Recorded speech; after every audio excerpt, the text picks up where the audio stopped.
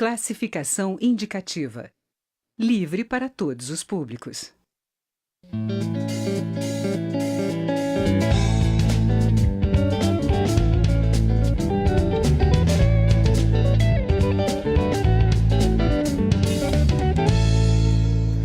Números recentes do IBGE apontam que o índice de desemprego no país saltou para 12,4% no trimestre encerrado em fevereiro, atingindo mais de 13 milhões de pessoas.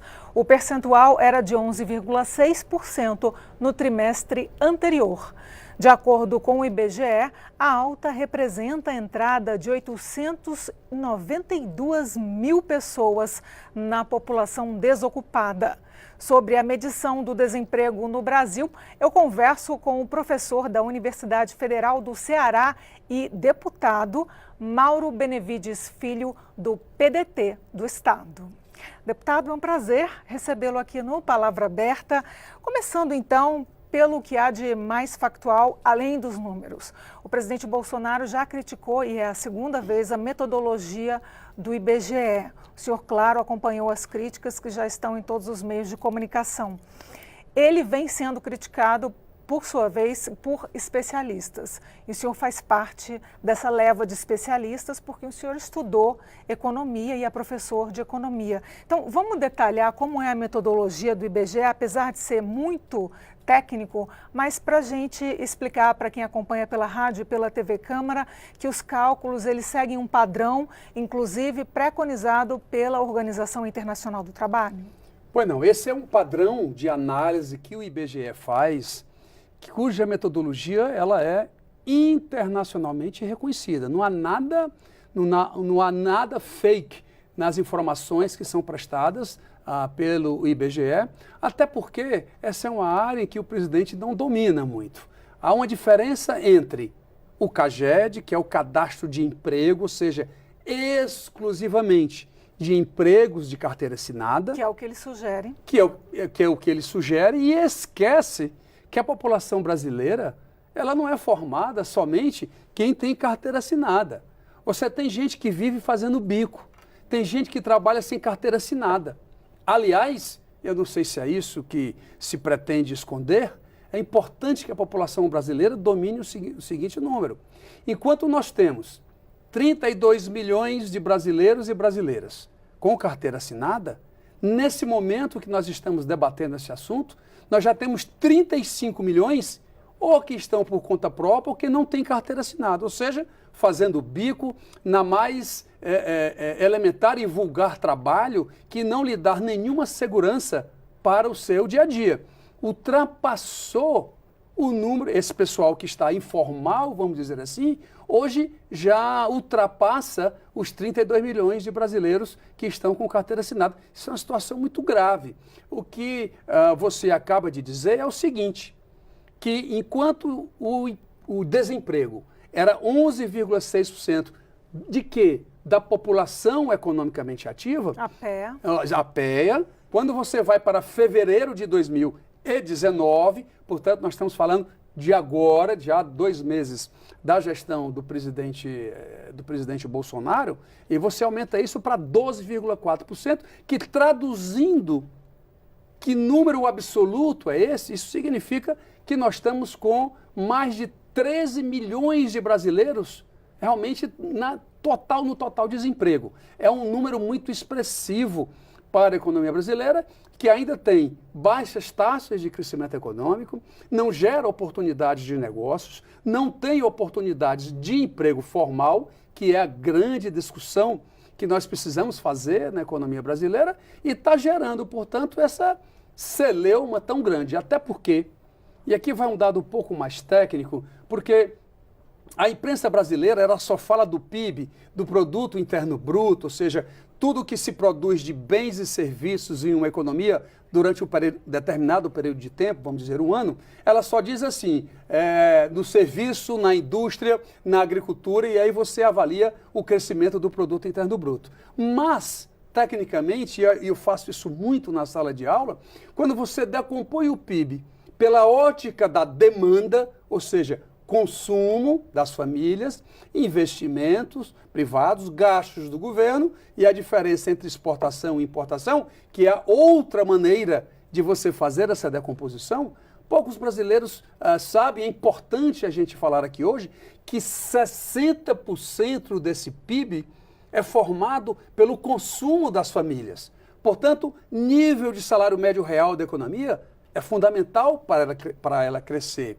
O número de empregos gerados e, portanto, absorvido, trazendo no mercado informal para o mercado formal, é outro ponto muito relevante para nós entendermos, né, essa dinâmica. E eu ainda tenho mais um ponto ainda que eu vou falar por que a economia não cresce tanto. Deputado, só para a gente retomar a questão do CAGED, para a gente fechar esse assunto, e aí o senhor conclui sobre a economia. O CAGED fazia parte do Ministério do Trabalho, que virou uma pasta, uma subpasta de economia agora. Mas o presidente tinha sugerido usar os dados do CAGED e como o CAGED só tem emprego formal, por isso que é impróprio utilizar os dados do CAGED e por isso que a metodologia do IBGE deve ser observada. Agora, outra crítica para a gente desmistificar, outra crítica do presidente foi em relação à medição das categorias do IBGE, que o IBGE mediria apenas aquelas pessoas que procuram emprego na data de referência. E não é verdade. O IBGE procura também a categoria desalentados. Gostaria que o senhor explicasse. Exatamente. Vamos lá. Uma coisa é o CAGED, que nós acabamos de falar, que é a contagem do emprego formal com carteira assinada.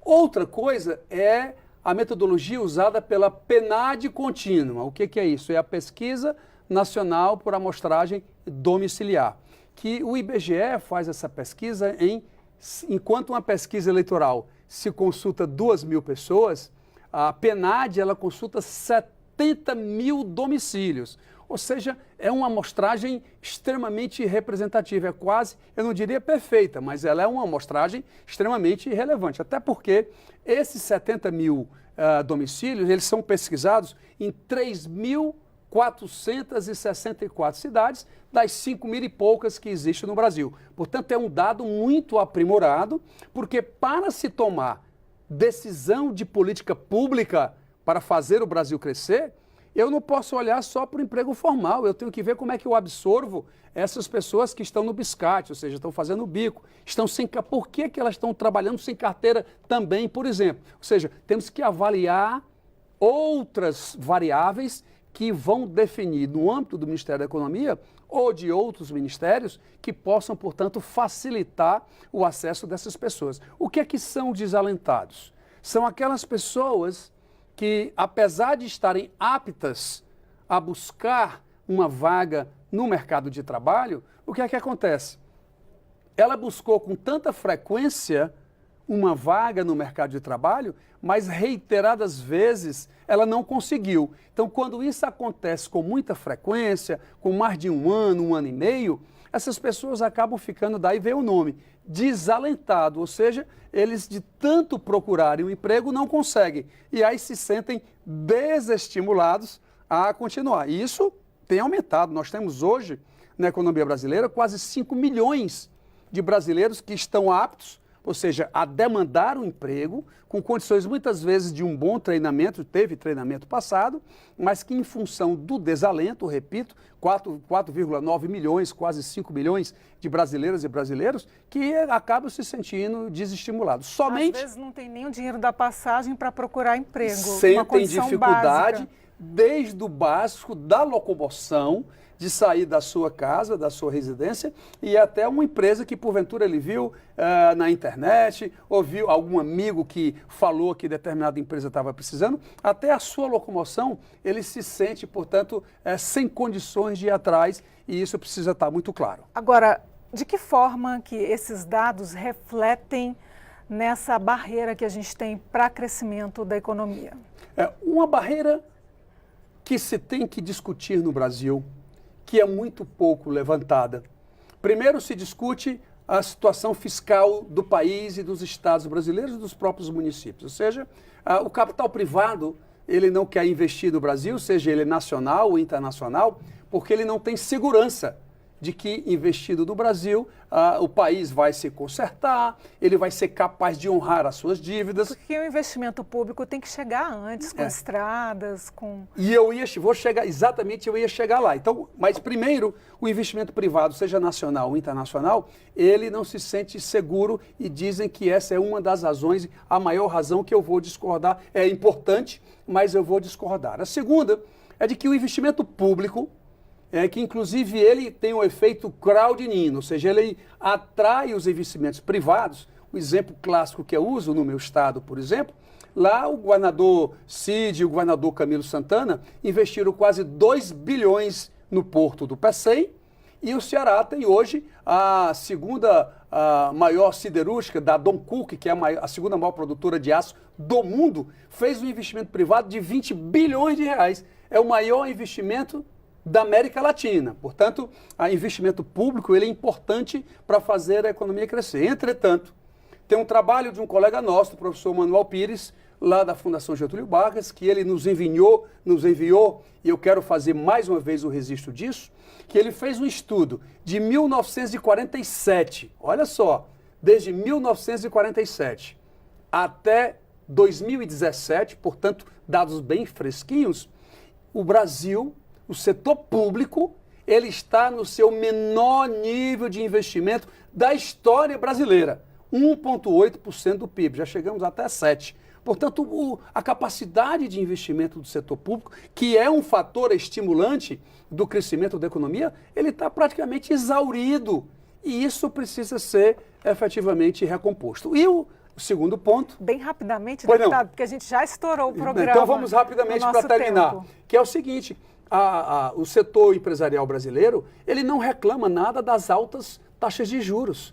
Ou seja, a empresa, a rentabilidade do negócio dela é menor do que o custo de fazer um empréstimo para ampliar o processo de produção. Se isso não for revertido, o crédito fica difícil e aí ela não toma esse crédito para expandir a produção e expandir o emprego, porque realmente o negócio dela não é capaz de pagar esse custo que o banco está lhe cobrando. Precisamos fazer essa correção urgentemente na economia brasileira. Deputado Mauro Benevides Filho, foi um prazer recebê-lo aqui no Palavra Aberta. Que bom poder estar com todos vocês e com o Brasil como um todo. Obrigada. Eu conversei com o deputado Mauro Benevides Filho, que também é professor da Universidade Federal do Ceará, professor de Economia. Eu volto com mais uma edição do Palavra Aberta, que é um programa da rádio e da TV Câmara. Tchau!